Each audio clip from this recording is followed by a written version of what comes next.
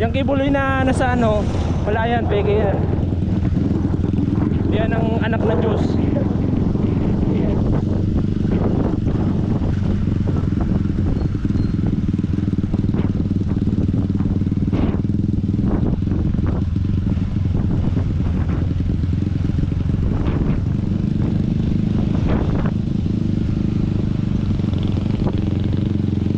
May gasolina pa doon?